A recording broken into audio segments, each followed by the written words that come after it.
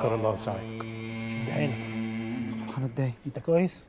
اتفضل اتفضل نجيب بيه، والله مجيتك دي على راسي. تسلم رجليك يا نجيب بيه. اتفضل حضرتك.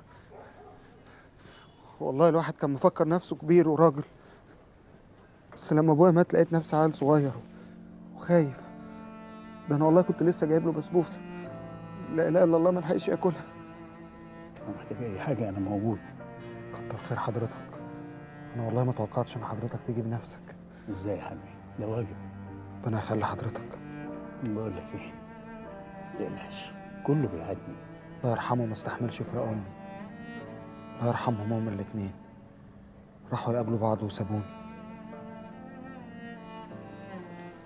بكره الله نجيب بيه. شكر الله وسعدك. واحد بخاري الله يسلمك. شد حيلك ساعاكم. شد حيلك. مجيلكوش في حاجه وحشه.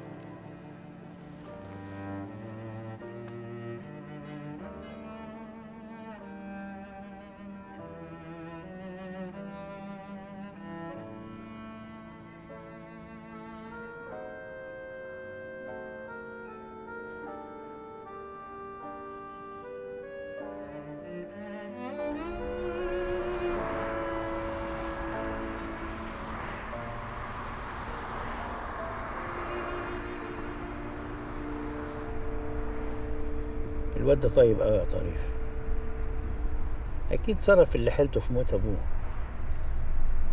اعمل له مكافأة كويسة وادفع مصاريف العزا كله. حاضر.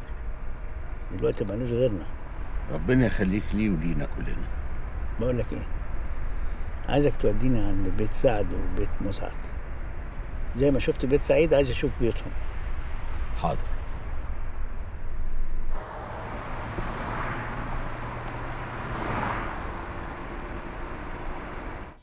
الله يرحمه. مين كان يصدق هيجي يوم ونحضر عزاك يا حاج فكري؟ ده كان راجل بيقفل شوارع.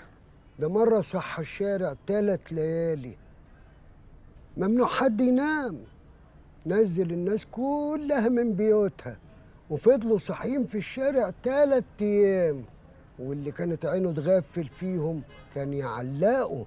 ألف رحمة ونور عليك يا حاج فكري. هو في رجالة زيه اليومين دول؟ البركة في سعيد، هيشيل وهيقدر. وسعيد يجي ايه في الحاج فكري؟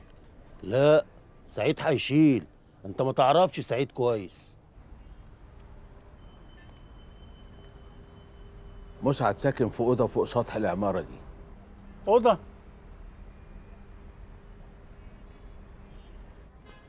البقاء لله. شد حيلك يا سعيد. المعلم فكري ما كانش ابوك بس، ده عمنا كلنا. فيك الخير يا معلم رحمه. واللي خلف يا سعيد ما ماتش. ربنا يقدرنا ونسد. هتسد ان شاء الله، انا عارف انك قده وقدود. ما نجيلكش في حاجه وحشه يا معلم. البقاء لله. سبحان الله وتعالى. البقاء لله. البقاء لله. شكر الله وسعدك. البقاء لله.